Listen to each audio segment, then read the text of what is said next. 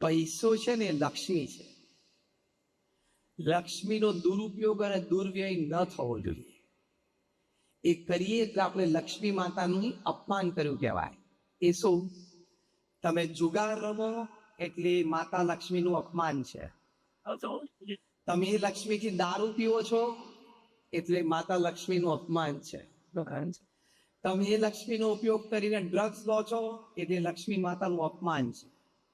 એમણે કૃપા કરી કે તમારા ઘરે આવીને વસ્યા, એટલે કે તમારી પાસે અઢળક પૈસા થયા, અને પછી તમે એનો આવો ઉપયોગ કરો, અથવા તમારા સંતાનો પછી આવો ઉપયોગ કરવા માંડે, તો એ આપણી ગુજરાતી ભાષામાં એક શબ્દ છે.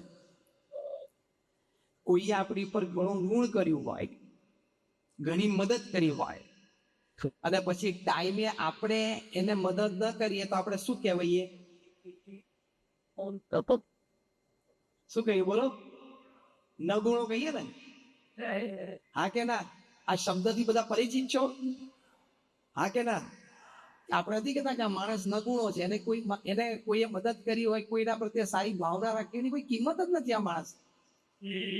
એમ તમે જે લક્ષ્મી કમાણા, એ લક્ષ્મીથી દારૂ, ડ્રગ્સ કે જુગાર, એમાં તમે લક્ષ્મીનો ઉપયોગ કરો એટલે તમે નગુણા કહેવાય.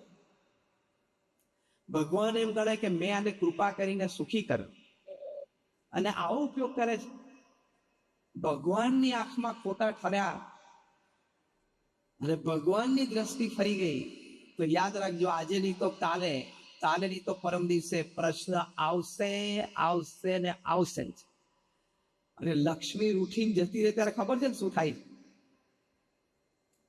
તમારામાં સગાવાલામાં, પડોશમાં, મિત્ર મંડળમાં કે અનુભવ છે કે લક્ષ્મી રૂઠીને જતી રહી હોય? આ બીજો કરો તો સગાવાલામાં, મિત્રોમાં કોઈને અનુભવ છે? દેખાડું છે? હા કે ના? તો ઘણા બધા હાથ ઊંચો કરે છે. તે દિવસે તકલીફ ન પાર. એટલે પ્રથમ વાત આ કરવાની કે કોઈ પણ જાતનું વ્યસન ના હોય. બીજું વાત, એક ડિગ્નિટીની દ્રષ્ટિ. હું આમ ફ્રેશ થવા માટે થોડોક 2 ઘૂંટડા દારૂ પીવું તો જ મજા આવે.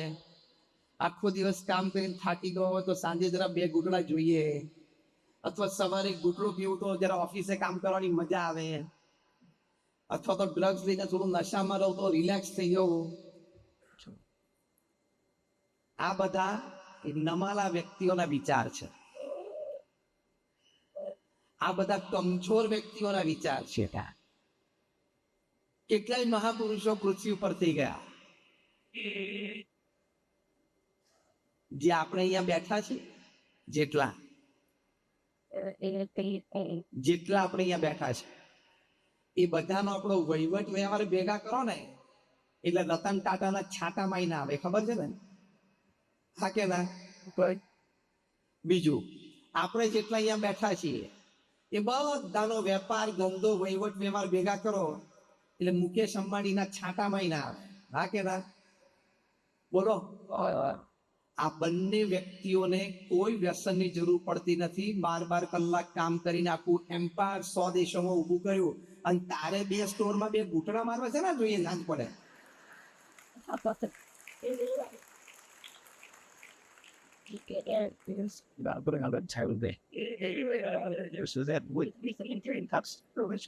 થોડું મરમરિંગ થવા દેવું પડે. આ બંને વ્યક્તિઓ આ કક્ષાની, રતન ટાટા અને Mukesh Ambani, even Kumar Mangalam Birla, sold to software, they make everything. Kumar Mangalam Birla is a 7 lakh crore Aditya Birla group, and they have a presence in more than 80 to 100 countries. આ કક્ષાની વ્યક્તિઓને કોઈ એવો સ્ટ્રેસ કે ટેન્શન એ લોકોને નહીં હોય.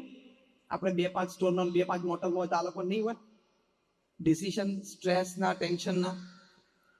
અને મોટા દેશના ગવર્મેન્ટ સાથે ડીલિંગ ચાલતા હોય એ લોકોના, તો માઇનિંગના, નાના ને તેના ને કેટલું પ્રેશર આવી જનરેટ થઈ જતું હોય, ખબર ના પડે. અચાનક અડધો કલાક પહેલા એક્સપ્રેસ, અડધો કલાક પછી સખત પ્રેશર નીચે આવી જાય. 2 જ ફોન કોલ આવે ને, આફ્રિકામાં ઝામ્બિયાથી ફોન આવે ને, આ બધું વિયેટનામથી ફોન આવે ને, મેનેજર સાહેબ સર આવું થયું, સર આવું થયું. એમાં તો ખાવાનું થાળી પડ્યું ને, આમાં તો ખાવાનું દેખાય નહીં. એવી પરિસ્થિતિમાં એ લોકોએ કોઈ વ્યસન નથી કર્યું. એટલે આ કોન્સેપ્ટ તમે મગજમાંથી કાઢી નાખજો કે ફ્રેશ થવા માટે અથવા તો થાકી ગયા હોય તો રિલેક્સ થવા માટે જરા 2 ઘૂંટડા પીવા પડે. એ કોન્સેપ્ટ બોગસ છે, એ કોન્સેપ્ટ ખોટો છે, અને એ નમાલા વ્યક્તિનો કોન્સેપ્ટ છે, બહાદુરનો નથી.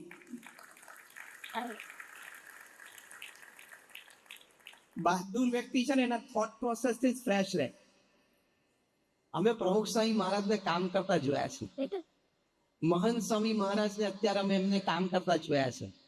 અત્યારે અમારા ગુરુ જે પ્રમુખ સ્વામી મહારાજના વારસ મહંત સ્વામી મહારાજની ઉંમર 90 વર્ષની છે, અને BAPS સંસ્થા એક મિની ગવર્મેન્ટ જેવું તંત્ર વન મેન શો ચલાવે છે.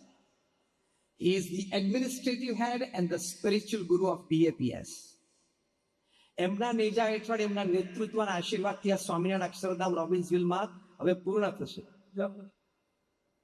8મી ઓક્ટોબરે મહંત સ્વામી મહારાજાનું ઇનોગ્રેટ કરશે, અને જ્યારે ઇનોગ્રેટ કરશે ત્યારે it will be the largest traditional conventional Hindu મંદિર of the world. અત્યાર સુધી સ્વામિનારાયણ અક્ષરધામ દિલ્હી હતું, હવે we are breaking our own record. 83 વર્ષની ઉંમરે એ ગુરુ પદે આવ્યા. એટલે he started his career at 83 in 2016. મારે દુનિયામાં એક વ્યક્તિ તમે લઈ આવો, તમારા સમાજમાં હોય તોય કોઈ નામ આપજો, તમે કોઈને જાણતા હો તો પણ નામ આપજો, જે 83 વર્ષની ઉંમરે જાયન્ટ મલ્ટીનેશનલ કોર્પોરેશન MNC નો CEO હોય, એવું એક નામ મને આપો. Nobody. મહંત Swami Maharaj accepted the responsibility at 83. તમને 83 વર્ષના કોઈ વૃદ્ધ તમારા ઘરમાં હોય, પિતા અથવા દાદા હોય, પૂછજો કે પપ્પા કાલથી આ 2 મોટર તમારે ચલાવવાની છે, તરત ના પાડી દેશે. અને પાછું performance, if you talk from the corporate point of view, last 7 years મહંત સ્વામી મહારાજ 83 થી 90 વર્ષની ઉંમરમાં એમનું પરફોર્મન્સ ઇન્ડેક્સ અને પરફોર્મન્સ ગ્રાફ જોવો જે તમે કોર્પોરેટ પર ગણો છો, છેલ્લા 7 વર્ષમાં 350 હોસ્પિટલ, હોસ્ટેલ, સ્કૂલ, કોલેજ, મંદિર, અક્ષરધામ એમણે બનાવ્યા. 350, અને સમાજમાં સેવામાં મૂકી દીધા. એટલે 7 વર્ષમાં 350, એટલે દર વર્ષે 50. દર વર્ષે 50 થયા ને. વર્ષમાં 52 વીક હોય, એટલે 52 વીકમાં 50, એટલે દર 8મા દિવસે એક. કોઈ દર 8મા દિવસે એક નવો સ્ટોર ખરીદતો હોય, કેવો કહેવાય? અરે લીઝ પર લેતો હોય તોય કેવો કહેવાય? દર 8મા દિવસે BAPS ની પ્રોપર્ટી ઊભી થઈને સમાજની સેવામાં ગોઠવાઈ જાય. From raw land to construction completed. Volunteers and employees got inauguration done, and the institute put in the service of society every 8th day. પ્રમુખ સ્વામી મહારાજે 15મા દિવસે કરી, મહંત સ્વામી મહારાજે 8મા દિવસની એવરેજ ચાલે છે. That means at any given time 40-50 project ચાલુ હોય તો જ 8મા દિવસે તમે એક પ્રોજેક્ટ લોન્ચ કરી શકો ને. એને મેનેજ કરવો એટલે તો મહંત સ્વામીને તો કોઈ તમારી જેમ વ્યસનની જરૂર પડતી નથી. અમે ફરીએ છીએ. છેલ્લા 1 મહિનામાં આ મારી 40મી સિટી છે. 40th city in 30 days. છેલ્લા 1 મહિનામાં અમેરિકામાં 30 દિવસમાં મારી આ 40મું શહેર છે, જેમાં હું કદાચ 50મું પ્રવચન કરતો હોઈશ. અમે કઈ વ્યસનની જરૂર નથી પડતી. તો તમારા કરતા મારા ચહેરા ઉપર જરાય ઉત્સાહ ને આનંદ ઓછો દેખાય? ખોટા ચોંટ્યા છો ગુરુને. કોને ગુરુ બનાવ્યા છે? દારૂ ને ડ્રગ્સ ને. એટલે છોડી દેજો. કોક દિવસ કઈક લીવરનો ને કઈક ઇસ્યુ આવી જશે તો રોતાય નહીં આવડે. તમાકુ ખાતા હશો, કોક દિવસ કેન્સર થઈ જશે તો રોતાય નહીં આવડે. તમારામાંથી કેટલા જણા એવું ઈચ્છે છે કે મારા ઘરમાં એક જણાને વ્યસન છે, દારૂ કે ડ્રગ્સ કે ગેમ્બલિંગ, એ છૂટી જાય તો બહુ સારું, એવી ઈચ્છા ધરાવતા હોય? વિનંતી કરો તો just raise everybody, raise your hands. જેની પણ ઈચ્છા હોય ને કે મારા ઘરમાં એક જણાનું વ્યસન છૂટે, હાથ ઊંચા કરો. પ્રોપરલી હાથ દેખાવી રીતે મારે એટલે લાઈટ આવે છે. બસ તો બધાનો હાથ ઊંચો છે, બરાબર? તો હું એક ટેકનિક શીખવાડું. બોલો, એક ટેકનિક શીખવાડું કે જે દ્વારા તમારા ઘરમાં બધી જ કોઈ પણ વ્યક્તિને કોઈ પણ જાતનું વ્યસન હોય તો એ નીકળી જાય. શીખવાડું ટેકનિક, જરા જોશથી બોલો તો. ઘરમાં જેને વ્યસન હોય ને એની સાથે ઘરમાં કોઈએ બોલવાનું નહીં.